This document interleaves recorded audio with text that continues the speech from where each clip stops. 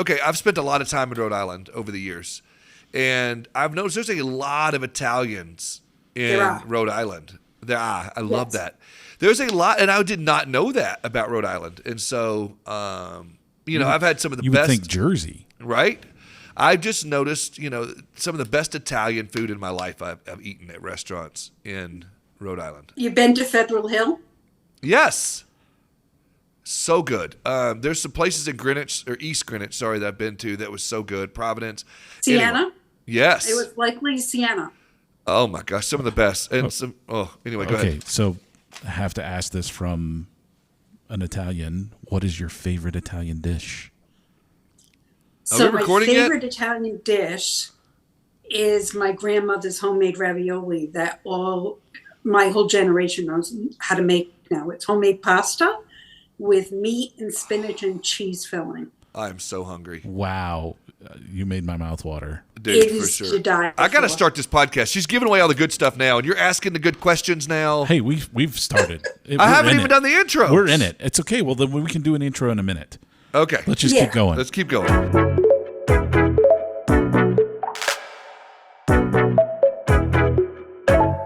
All right. We are here at the VIP Lounge. Welcome to the VIP podcast. I am excited that you guys are here because you are the VIP. We have a VIP guest as well, but we do this show for you because we love you. We just love you. I can't go any further than that because we got to get straight into And you're going to love our guest today. Oh, my gosh. Literally fall in love with her. Oh my gosh, we've already asked to be a part of her family. So Yeah. that being said, Linda, get on in here. Come in here and hang out with us a little bit. Linda, how you doing, sis? Hey, guys. And I say sis because I'm her brother now. We've already decided We're family. we're family. We've already been invited to dinner, and we're going to do the whole thing. And so, and Linda, for the guys that don't know, I'm not giving you a chance to talk yet because I'm talking for you. I'm so excited right now. But Linda's as Italian as they come, and she's the greatest. We've already gotten to know her. She is second generation from Tuscany. Exactly. Fantastic. So, let me ask you this really quick. When, in America, you're here now, we say American as apple pie. If I were to say Italian as, what would that be? Like, you're Italian as what? What would Family. that? Italian as Family. family. Nice. Mm-hmm. Love that. Is it Olive Garden? That says when you hear your family. But Oh, that is Olive Garden, but that's not Italian. food. You're right. That's not Italian. That's not Italian. Which is, I was going to get to that. So I grew up, in Arkansas, which is the furthest thing from Italian. And, when I would take, girls on dates when I was 15, 16, 17 years old, it was like a big deal if I took them to Olive Garden and have Italian food, which obviously, as you just said, is a real deal Italian. It's not real Italian food. So when you think of Italian food, what is the perfect menu for an Italian meal, all courses? So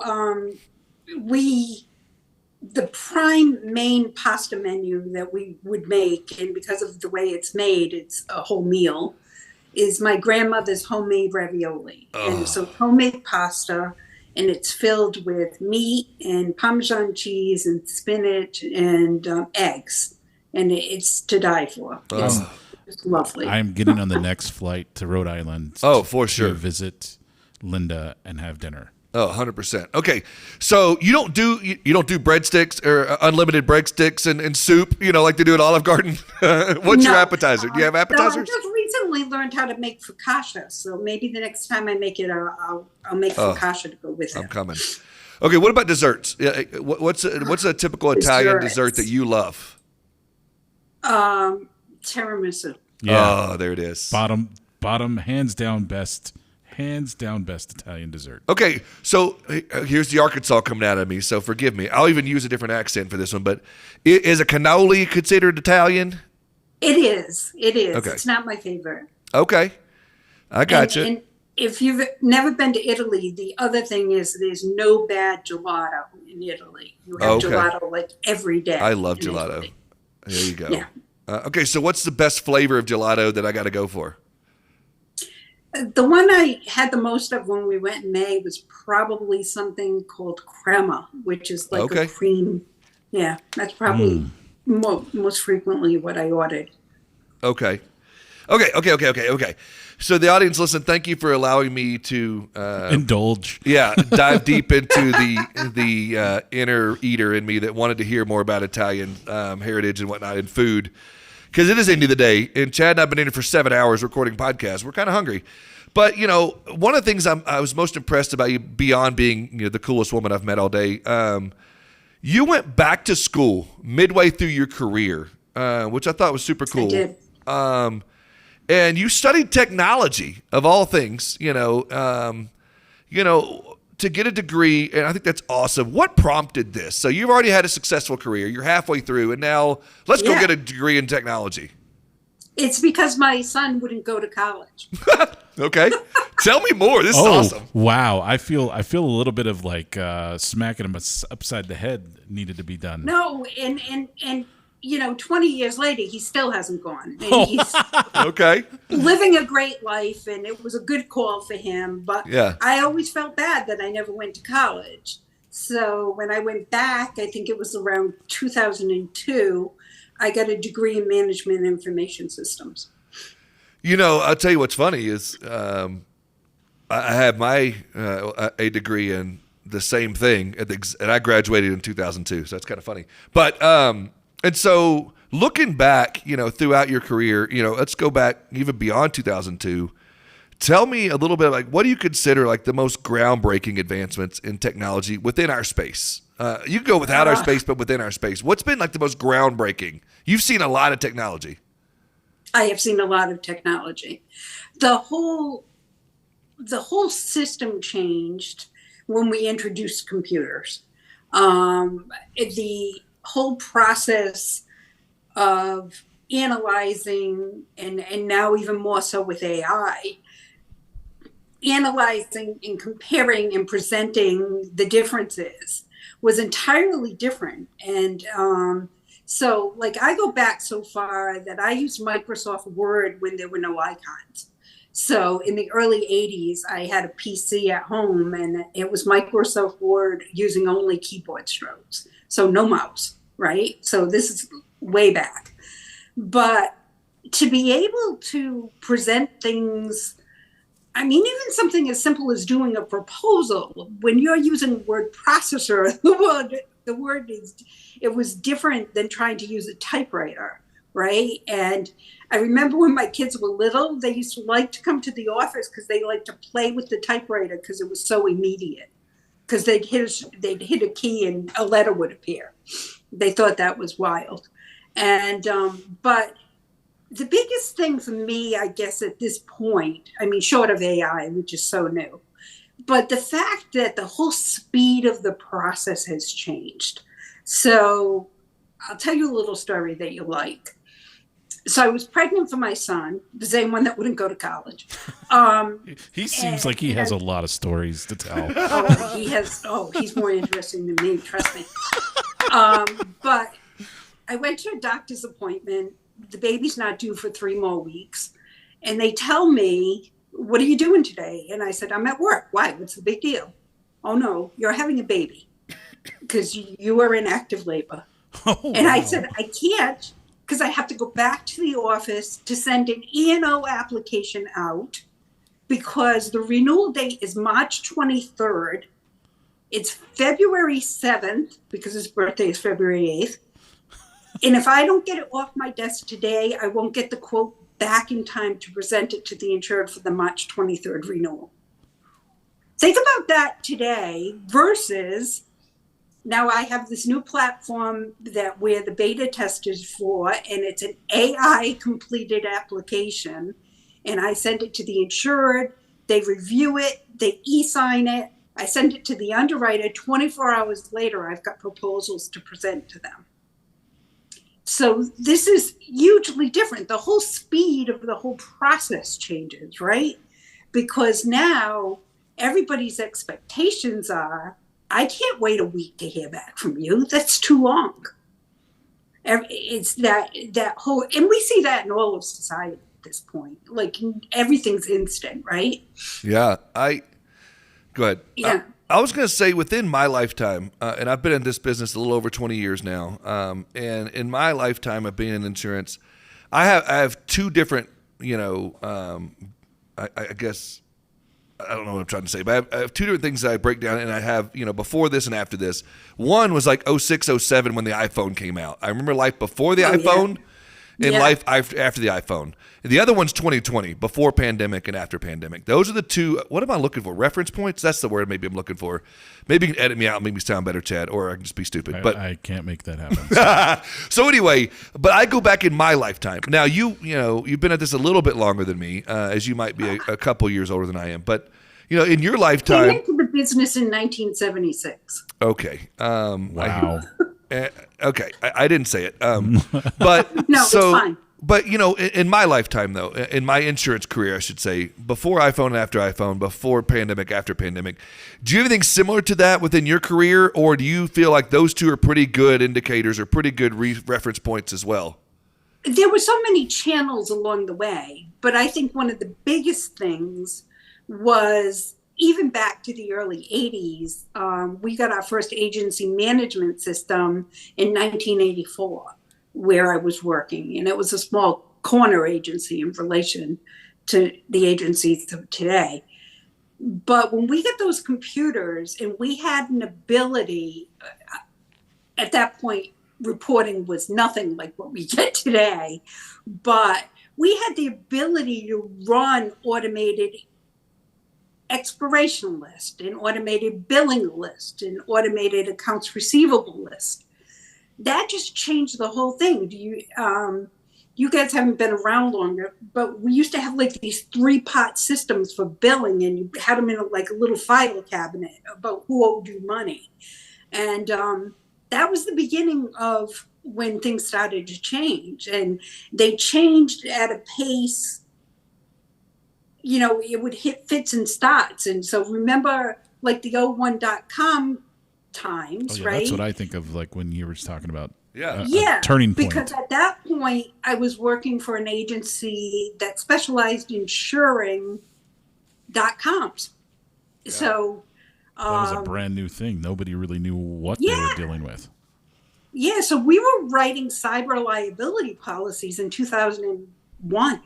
Wow. Because these people had real exposures, because it was called internet liability back then. It wasn't called cyber liability. And, but all the technology was changing so rapidly that those years I was there from 01 to 03. I also remember the advent of the internet in the insurance agency business. I find it fascinating today that if I want to write property insurance on a property in Arizona, I can pull up Google Maps and see the building. Yeah. I've been around long enough that we used to have to drive around the block and go take Polaroids. Oh, yeah. And nowadays you got agencies not only pulling up that, but they've got, people that are using even drones to fly over properties and take video. And absolutely. And it's so different. And even when we've all been striving for a better way to rate coverage for years. My first job in the business was as a personal lines rater, and my tools were a pencil and an adding machine. So not even a calculator. So I've come a long way, that was my first job. Yeah. But now when I'm on a carrier website and I type in an address, 1000 Broadway in Scottsdale, Arizona, if it's a specifically rated building, it pre-fills what the building is, what year it was, when's the last time it was updated. It all fills in by itself. And that stuff didn't exist. Right. That kind of data wasn't accessible to any insurance agent that wanted to do the work. Yeah, shameless plug time. Shameless plug. Accelerate 2025 is rolling into Charlotte. I see what you did there. Rolling into Charlotte? Yeah, I like that. Charlotte. The theme this year, if you didn't already guess, give it to me. Accelerate towards success, because NASCAR Hall of Fame is located in Charlotte. Heck We're going to be there May 6th through the 9th. Yes. You need to sign up now Yep. Time is running out. In Charlotte, we're bringing you into the tech hub for champions. Close your eyes, picture it, surrounded by the latest InsurTech, live demos, hands-on environment where you can test drive. See what I did there? Test drive the Vertafore's newest tools and upgrades. Whether you're looking to supercharge your agency. Maybe you don't want to do it with your eyes closed. You told them to close their eyes. Oh, that's true. If you're driving right now or running on a treadmill, open your eyes. Yeah, open your eyes. Tighten up your tech game, optimize your distribution management. This is where you're going to find your edge. And drum roll. The speaker this year, our main stage keynote speaker. Uh-oh. Olympic gold medalist. Uh-oh. Michael Phelps. No! That's incredible. So if you're ready to put your business on the fast track to success, join us in May in Charlotte, Accelerate 2025, and get ready to shift your agency into high gear. Well, yeah, to go to the city office building and look up the microfilms of what their plans were of the building. Oh, yeah, I remember microfilms. And I actually, in my office somewhere, I don't know where it is, I have an old fire rating manual from 1923. I was going to say, I remember, the rating books and the rating manuals and the rating cards and all of that kind of stuff. I'm second generation, so I remember seeing my dad. My dad taught me on a lot of those, like rating books and rating cards and all those types of things. And even you talked about that computer back in the 80s, and it took up the entire room that you were sitting in. Oh, yeah. It was like a refrigerator. 100%. The old Series 1? Oh, yeah. Mm-hmm. Yeah. Oh, yeah. And we used to have to do backups and with these big floppy disks. Yep. Yeah. Yeah. It was wild. It was wild. And so, I think back through, okay, so would you say, I would love to know your thoughts on this, throughout the years of the technology advancements within our industry, do you think it's always been about speed and efficiency or ease of doing business or an easier way to do business? Like, what do you think it's been, or has it just evolved over time and now it's different than it was back as the technology's advanced? It changes. It changes because in the beginning, it was mostly an accounting tool. Yeah. And it was for the bookkeeper, right? And now it's got a different depth of information because now we use it in every single thing that we do. And it's kind of different that what I find interesting, it wasn't intended to speed things up. It was intended to become more consistent, which I'm still amazed at how inconsistent things are done, even within a given agency.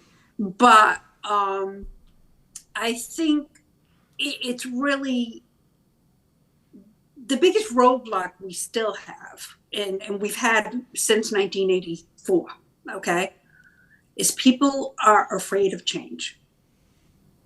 Wow. So that brings me to another question is like, because you are kind of the, an OG of insurance and you've seen every aspect from when you started, from the tech side, if you could wave a magic wand, what kind of thing would you create now that hindsight's 2020? What would be your thing to create to make the insurance tech better? I think part of what's missing is understanding the bigger picture. Like, this is an age-old problem. So, and I know my agency's not alone in this. But if people, and just for the record, we're on Sajita, so you know what we're talking about. Nice. Sajita is a data-driven program. It will take anything as long as you speak to it in its language, right? So you just can't make up words, and you just can't put in coverage descriptions that aren't already there.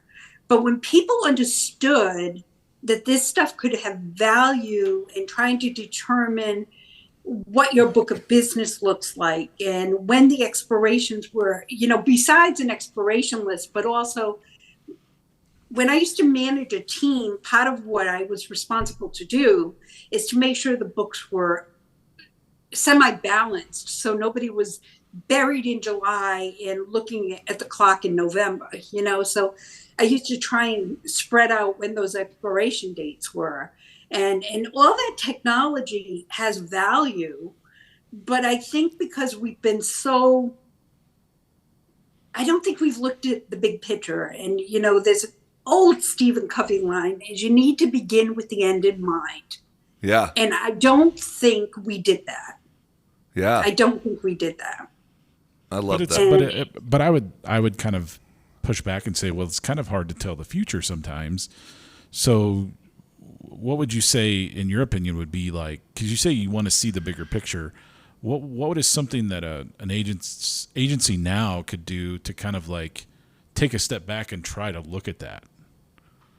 I think what they could do is they could enhance their procedures to not make people do redundant, useless work. Love it. Nice. Yeah, I like that. I was going to say, to that, another spinoff of that question would be, you brought up people are afraid of change. People are afraid of, adopting technology, from the client perspective and from the agency perspective. I'm sure you've got people within your office. Oh, absolutely. And ranging from all ages and everything, that are a little, that change management's tough and adopting new technology is tough. So how do you combat that? Let's start with, clients, and then maybe, you can also talk to your own staff inside your house, whether you're talking to the agencies, to the carriers out there, the MGAs out there. How could you, what advice would you give on that to get your clients more on board with some of the technology that we're throwing at them? So the timing of this is good because my particular client base right now is a national client base of investment advisory clients. So they all run businesses managing other people's money. So about 3 months ago, some people in the business beta tested a new program that pre-fills the application of public data that they filed with the SEC. I think I've died and gone to heaven. I think this is like the greatest thing to come along, right? But insureds are like, well, the questions are not where they used to be.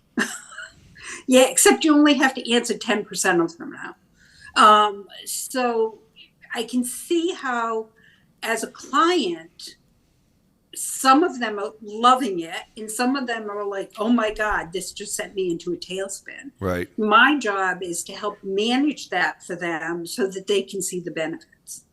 But that's always been my job because my whole job from an insurance standpoint, short of the tech, is taking insurance and making it into English for these people that are not insurance professionals.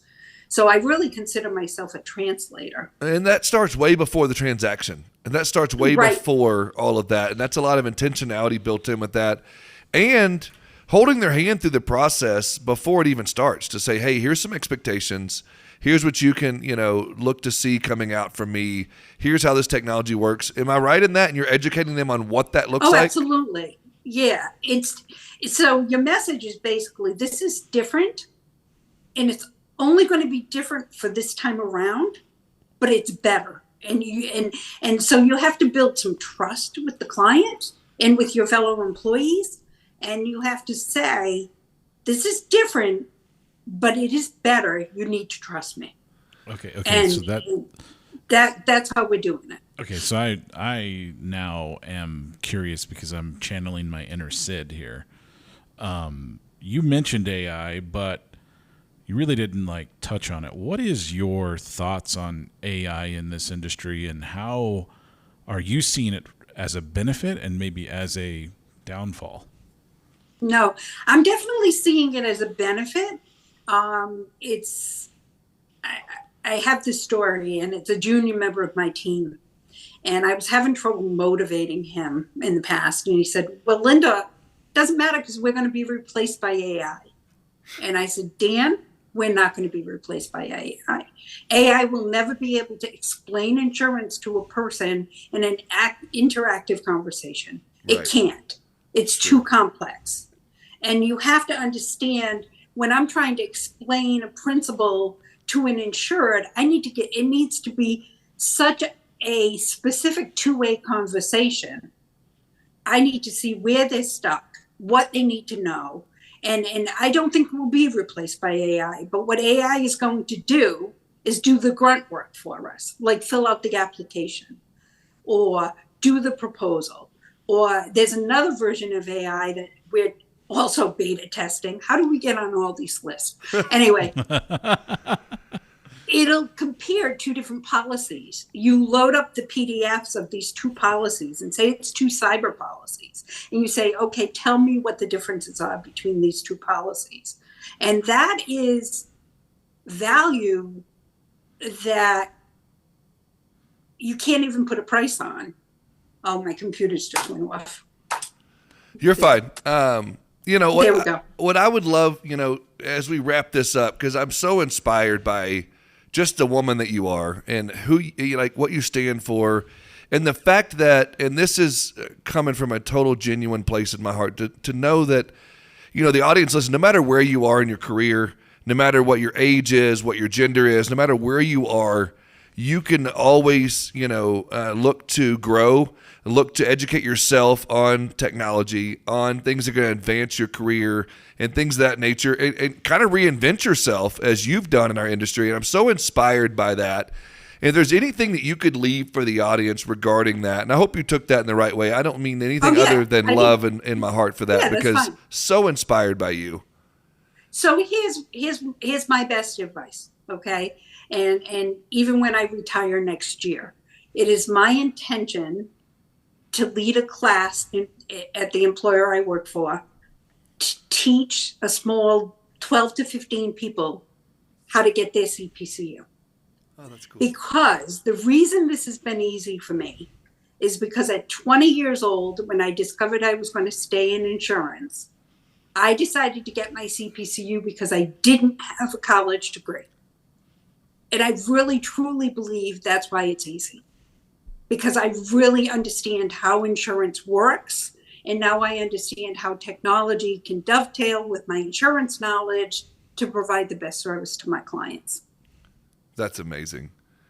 And I'm leaving. I'm glad this is the end of the day, because I'm ready to go out of here and go change the world. And it's crazy. And get some Italian food. And definitely get some. We got to find some, not Olive Garden, but we got to find some good Italian food. Yeah. But a long flight from Denver to New England. It is. I am a big Red Sox fan. It's so. absolutely worth the wait, though. Yes, 100%. And we definitely will not eat any of the free peanuts and pretzels on the plane to save our appetite. But sister, I really thank you so much for inspiring Chad and I. We're going to be talking about this one for years to come. And I know the audience will too. Guys, rewind this one and listen to it again. Thank you so much. You're welcome. And audience, thank you guys for hanging out with us too. I know you were inspired by this one. I know your notepad is filled with notes. And again, thank you so much for hanging out with us. Guys, make sure you hit subscribe, like, comment. Reach out to Linda, and I will share your contact, if it's okay with you, in the show notes. If you want to reach out to Linda and just tell her how amazing she is. You don't have any questions for her. Just tell her she's awesome. And again, thank you guys, and I look forward to hanging out with you on the next one for sure. Chad, get us out of here with that crazy music.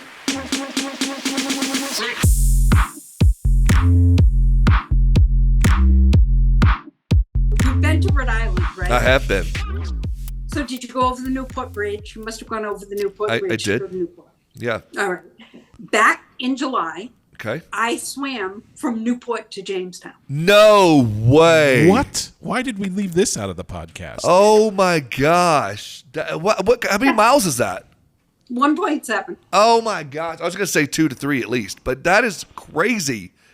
Yeah, I'm doing it again next summer. Oh my gosh. I would have died after 30 feet, but 1.7 mile swim. That's amazing. Yeah, it's Save the Bay. It's an environmental. When is that coming up? Again. July 19th next year. Yeah. Oh my! I'm going to train. I'm going to come do it with you. Did you? Go ahead. We're going to eat Italian food after. I can't do it beforehand or I'll sink like a rock. But afterward, actually fat floats, so maybe I'll be okay. But I will come, and I would love to do that. It took me an hour and 40 minutes. Oh my gosh. We're coming to Rhode Island and we're doing 1.7 miles. Yeah, look up savebay.org. Save Bay or Save? Savebay.org. Yeah. Dude, you are the coolest person I have met in a long, long time. You came into this with no idea, right? Yeah. No. Yeah. We were only prefaced with she's an OG in the industry. Yeah, all she said was talk to her about the past and technology and whatnot, and I just started digging in. I was like, oh my gosh, this woman's cool. But I didn't know you were this cool.